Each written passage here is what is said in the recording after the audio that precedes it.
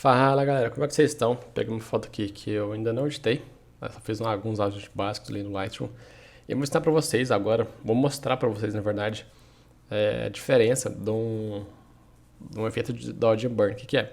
É você clarear as áreas mais claras e escurecer as áreas mais escuras para dar aquele contraste, aquele volume na foto. Então vou pôr uma musiquinha aí enquanto eu faço esse vídeo. E espero que vocês gostem, tá bom?